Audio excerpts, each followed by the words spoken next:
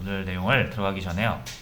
어제 했던 거 간단하게 되짚어보고 요거 어떻게 푸냐고 이제 문의를 주신 분들이 많이 있어서 요것만 한번 풀어보고 갈게요. 값 교체하는 거. 자, 일단 어제 저희가 이클립스라는 거 이제 개발 도구죠. 통합 개발 도구라고 불리는 이클립스를 설치를 했고 이런 프로그램이었어요. 그래서 여기서는 엄청나게 많은 기능이 있는데 그 이제 나중에 여러분들이 익숙해지면 여러분들한테 필요한 기능들이 이제 저절로 판단이 되실 거예요.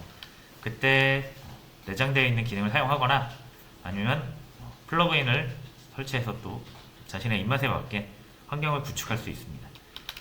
그래서 요즘은 다 이런 통합 개발 도구를 이용해서 개발을 한다라는 거. 근데 우리는 이제 배우는 입장에서 세 개의 화면만 쓰죠. 파일 관리하는 곳, 코드 작성하는 곳, 코드 실행 결과를 보는 곳. 자, 그 다음에 출력과 자료형. 자, 자료형은 되게 중요한 내용이에요. 그래서 가장 처음에 나오기도 하고 자바가 계속 진행되는 동안 계속 나오는 개념이죠. 뭐 이런 간단한 내용들이 있었고요. 그렇죠? 기본적인 내용, 자바 프로그래밍을 하기 위해서 기본적으로 알아야 하는 것들.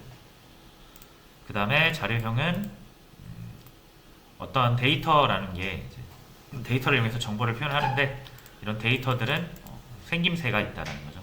생김새에 따라서 컴퓨터가 처리하는 방법도 다르고 그래서 해석하는 방법도 다르고 그렇기 때문에 구별해서 써야 된다는 게 이제 자료형의 개념이었고요. 우리가 알고 있는 자료형은 지금 현재 세 가지입니다. 세 가지. 정수, 실수, 문자. 그래서 정수는 정수끼리, 실수는 실수끼리, 문자는 문자끼리 계산이 돼야 되고요. 그 외에는 원래 계산이 안 되는데 여러분이 실수로 정수랑 실수를 이렇게 계산을 해도 자바가 볼 때 요거 자기가 해결할 수 있겠다 싶으면 이제 자동으로 바꿔준다 그랬죠. 이게 자동 형변환이에요. 자동 형변환이라고 하기도 하고 암묵적으로 이루어진다라고 해서 묵시적 형변환, 암묵적 형변환 뭐 이렇게 부르기도 합니다. 나중에 뭐 그런 용어가 보이시면 그런 거구나, 자동 형변환이구나 알아두시면 될 것 같고요. 자, 숫자 같은 경우도 이제 요거 숫자를 문자로 바꿔주는데 이제 다시요, 죄송해요. 숫자가 문자가 되는 건 숫자끼리 형변환하는 거랑은 조금 다르다 그랬죠. 그래서 일반적인 상황에서는 형변환을 얘기할 때 숫자가 문자로 되는 것은 언급하지 않습니다. 숫자가 문자가 되는 거는 이제 더하기 할 때만 그렇고요.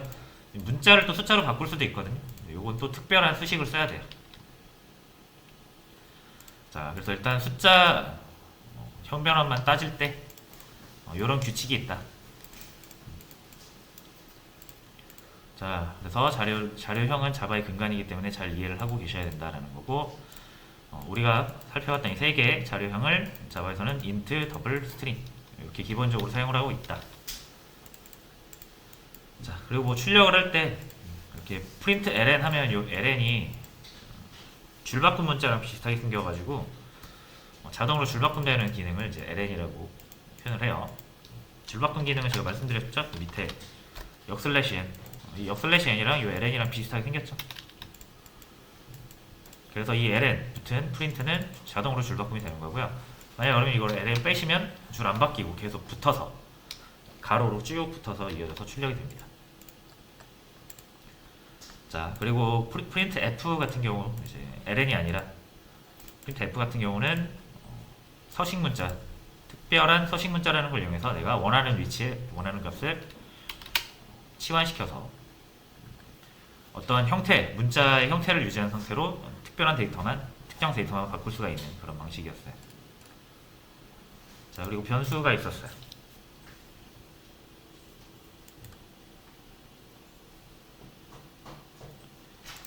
자, 변수 같은 경우는 우리가 이제 데이터를 상수로 쓰게 되면은 똑같은 데이터가 여러 개 나올 때도 그렇죠? 서로 다른 숫자로 표현할 수밖에 없었고, 그렇죠? 그리고 상수는 이름이라는 게 없기 때문에 어떤 데이터가 뭘 의미하는지 우리가 이제 명확히 파악하기가 힘든 문제들이 있었죠. 자, 그걸 해결하기 위해서 변수라는 걸 사용을 했고요. 자, 변수는 저장소, 그릇, 상자 같은 거고 그 상자의 크기나 모양과 그리고 그 상자를 찾기 위한 이름 이 두 개로 만들어진다고 했습니다. 그걸 우리가 이제 상자 만드는 걸 변수 선언이라고 했고요. 변수를 선언하면 반드시 초기화라는 작업을 해야 변수는 사용이 가능합니다. 자, 변수를 꺼내서, 그러니까 변수 안에 있는 값을 꺼내서 사용할 때는 그냥 이름으로 언급해서 사용하시면 되고 2차로 이제 변수니까 말 그대로 변수니까 저장된 것을 계속 바꿀 수가 있는데 그때 주의하실 점은 앞에 자료형을 또 붙이지 말라. 자료형 붙이는 건 처음 만들 때 변수 선언할 때 딱 한 번만 하시는 거고요. 같은 이름으로 두 번 선언하시면 안 됩니다. 그리고 이제 이런 문제들을 풀어봤죠.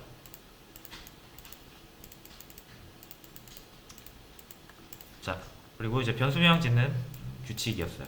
이거는 따로 설명하지는 않겠습니다. 자, 이런 내용을 진행을 했었고요. 자, 이 문제 한번 풀어볼게요. 자, 이 문제는 제가 자바의 랜덤 기능을 사용을 했는데 요것 때문에 좀 어려워하시는 분들이 있었고 제가 문제 설명이 좀 부족했던 것 같습니다. 자, 보시면은 이 RAN 이라고 되어 있는 부분이 잠깐만 문제가 누락된 부분이 있는 것 같네요. 제가 요걸 복사 안 해왔네요.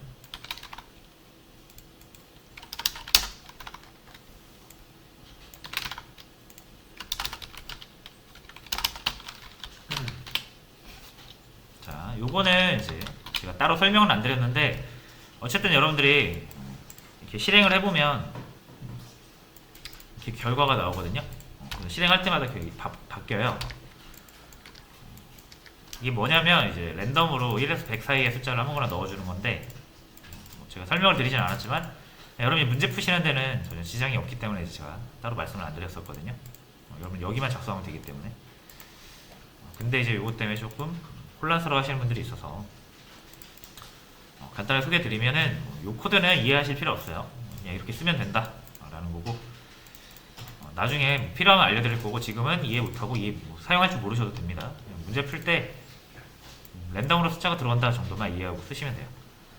실행을 하면 이 A와 B 변수에 계속 다른 숫자가 들어와요. 그래서 이전 문제 같은 경우가 값 교체할 때 우리가 변수의 값을 알고 있는 상태에서 시작하거든요. 요거 버전.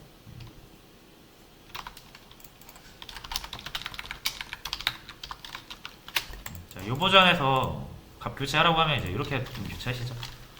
A에다 10 넣고 B에다 5 넣고 실행하면은 바뀌니까. 그러니까 요게 두 번째 문제의 정답이라고 볼 수가 있는데 이게 이제 숫자를 알아야만 쓸 수 있는 코드인 거죠, 이거는. 그래서 제가 이 A, B가 정해지지 않고 랜덤하게 들어왔을 때 값 교체는 어떻게 할 것이냐. 이게 이제 이 문제의 핵심이었습니다. 값을 모르는데 이렇게 넣을 수가 없잖아요. A와 B. 만약에 실행을 하고 A가 20이고 B가 36이니까 A가 36이고 B가 22지. 자, 이렇게 해놓으면 실행할 때마다 바뀌니까 이 의미가 없죠.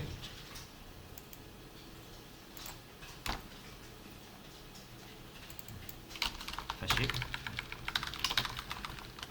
이렇게 해봐야 의미가 없어요. 어차피 이 숫자는 바뀌니까. 그래서 이렇게 못 푸니까 이럴 때는 어떻게 풀 것이냐 요거를 물어보는 문제였고요. 자, 그래서 이 문제는 한번 같이 풀어볼게요. 자, A가 B가 어떤 값이 있으니까, 그러니까 어떤 값인지 모르니까 직접 이렇게 해서 넣을 수는 없어요, 그죠? 하지만 이제 우리가 이런 규칙을 알죠. 대입 연산자 왼쪽은 변수고 오른쪽은 값이잖아요. A가 B 값이 되려면 사실 너무나도 쉽습니다. B를 이렇게 넣으시면 돼요. 그럼 B의 값이 뭔지 몰라도 우리가 변수를 이름을 쓰면 변수 안에 있는 값이 튀어나오니까 여기가 어떤 B 값으로 바뀌게 되면서 A에 대입이 될 거예요. 자, 그러면은 A가 B 값이랑 똑같아지죠? 53에서 66으로 바뀌었잖아요. 21에서 67로 바뀌었고. 자, 여기까지 생각을 하셨으면 이제 보통 이제 이렇게 하신단 말이죠. 그럼 B값을 A값으로 바꾸면 되겠네. 근데 생각처럼 안 나온단 말이에요. 왜 그러냐면 이 변수라는 건 값을 하나밖에 저장할 수가 없다라고 말씀을 드렸죠. 그래서 원래 A에 특정 값이 들어있었는데 B가 대입되면서 버려지잖아요. 그래서 원래 A 값은 이제 사라진 겁니다. 이 A에는 B 값이랑 똑같은 게 들어있죠. 여기서는 사람이야 이거를 한 번에 파악해가지고 두 개를 교체하라는 거구나 알겠지만 컴퓨터는 한 줄 한 줄 실행한다 그랬죠. 그래서 A 값은 이미 29번째 라인에서 사라지고 없습니다. 넣을 수 있는 방법이 없어요. 이렇게 하면. 자, 그래서 요거는 여러분이 제가 그릇 같은 걸 떠올리시면 좋다 그랬죠. 변수는 그릇이다. 그래서 이렇게 그릇 두 개가 있을 때 뭐가 이렇게 들어있으면 어떻게 교체할 것이냐. 요 문제잖아요. 지금 그죠? 요 콜라랑 사이다가 있으면 어떻게 교체할 것이냐. 그릇 두 개만으로는 불가능하다는 거죠. 요거 버리고 요거 이렇게 따르면 버린 거 이제 못 담잖아요. 그래서 요런 비어있는 그릇 하나 필요하죠. 요걸 여기다 버려놓고 요렇게 놓고 요렇게 놓으면 되잖아요. 그래서 새로운 변수가 하나 필요한 거고 여기 들어올 때 버려질 원래 내용을 여기다 잠깐 담아 놓는 거죠. 그래서 이게 옮겨졌을 때 이제 여기가 B니까 이제 여기다 넣는 거죠. 그래서 A가 B에 의해서 버려지기 전에 새로운 변수 만들어서 넣어 놓으라. A를. 그럼 A가 없어져도 C에 남아있으니까 B에는 C를 넣으면 된다는 거죠. 뭐 이런 내용입니다.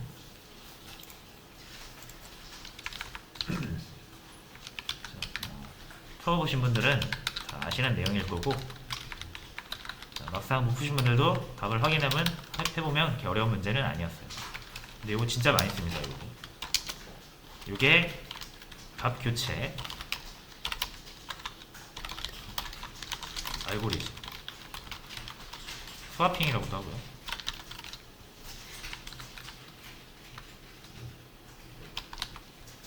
값 교체 알고리즘인데 되게 많이 씁니다. 여기저기서.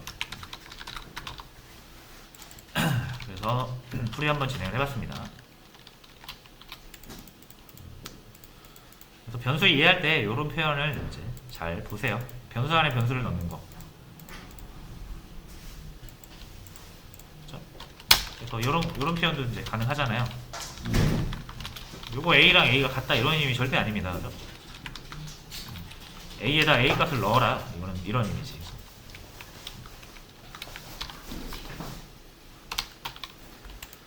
자, 이렇게